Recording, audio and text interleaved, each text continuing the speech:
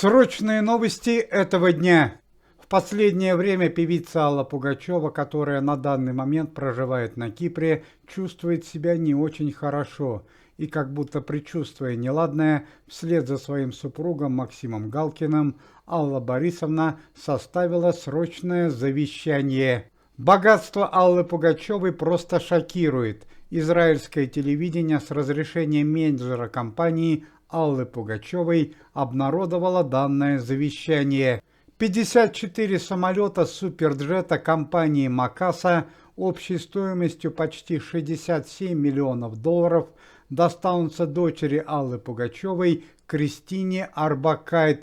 Имея такой авиапарк в личной собственности, Кристина Орбакайте легко сможет совершить путешествие в любую точку мира. Помимо этого, Кристине Орбакайте достанутся от ее матери в случае определенных обстоятельств 2 трехкомнатные квартиры в США в Майами и 2 завода по производству чипсов, которые носят название «Прекрасная Алла». Заводы располагаются в Волгограде и Самаре, однако это еще далеко не все. В полном распоряжении Кристины Орбакайте будут 2 шоколадные фабрики в городе Оренбурге и Казани под названием «Шоколадное золото». Они также на данный момент принадлежат Алле Пугачевой.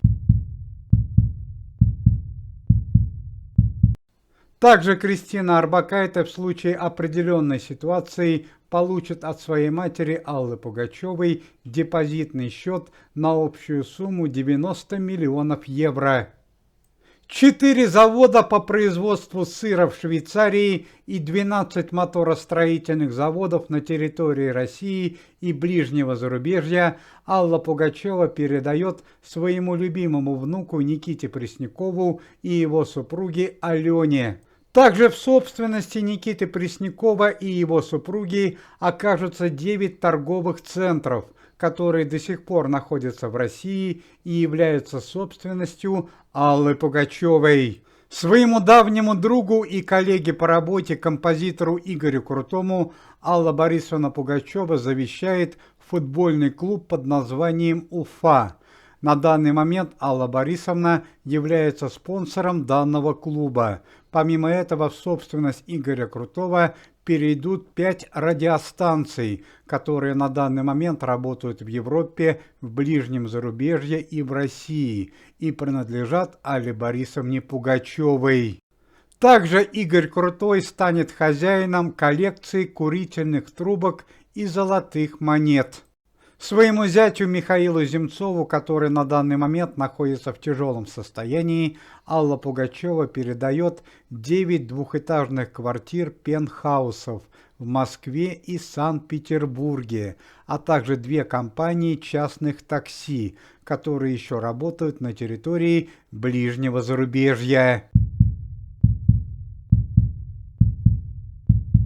Своему бывшему мужу Филиппу Киркорову Алла Пугачева оставит однокомнатную квартиру в Дубаях, раритетную скрипку 17 века стоимостью почти $500 000, а также автопарк из 19 автомобилей премиум-класса общей стоимостью почти $34 миллиона.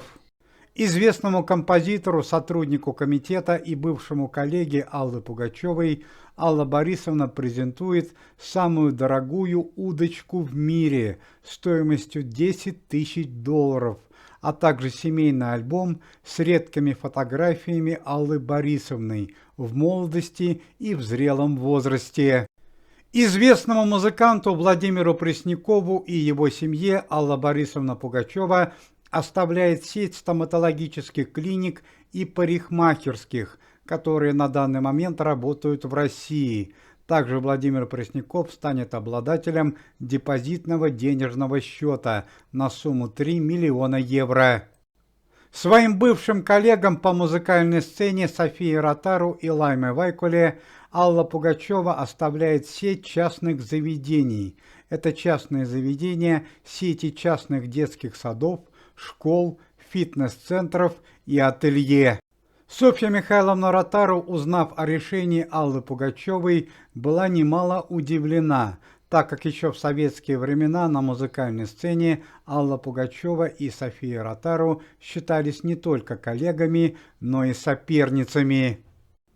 Другой известной российской и советской певице Ирине Понаровской Алла Борисовна Пугачева оставляет трехэтажную виллу в Испании и частный зоопарк в Германии. Зоопарк в Германии, который принадлежит Алле Пугачевой, работает уже 16-й год и пользуется повышенным спросом у населения. Дэне и Руслану Байсарову Алла Пугачева оставляет однокомнатную квартиру в Калининграде и косметический салон в Санкт-Петербурге. Не балует особым вниманием Алла Пугачева и его супруга Максима Галкина. В случае определенных обстоятельств Максиму Александровичу достанутся только 2 особняка в Израиле и на Кипре, депозитный счет на $7,5 миллионов и личная музыкальная творческая студия известной певицы. Ну и, конечно же, самые главные богатства Аллы Борисовны достанутся ее детям. В действительности дети Аллы Пугачевой никогда не будут задумываться о трудностях реальной жизни. Впереди их ждет прекрасное, безграничное, безбрежное путешествие под названием «Жизнь» со всеми богатствами и удобствами. В личную собственность детей Аллы Пугачевой переходят 2 острова около страны Боливия. Они полностью принадлежат Алле Пугачевой, а также замок в деревне Грязи. Помимо этого, дети Аллы Пугачевой станут хозяевами 200 квартир, которые находятся в ближнем дальнем зарубежье и на территории России. Все эти квартиры принадлежат Алле Пугачевой. Также дети Аллы Пугачевой станут хозяевами швейных фабрик, которые работают на территории России и насчитывают 15 единиц. Более того, в их собственности окажутся 15 яхт, которые принадлежат Алле Пугачевой и находятся в Италии и в стране Монако. Также детям Аллы Пугачевой будут принадлежать финансовые счета певицы в долларах и евро. Точная стоимость депозитных счетов не уточняется. Однако менеджер компании заявил, что примерная стоимость депозитных счетов легко превышает стоимость 100 миллионов евро.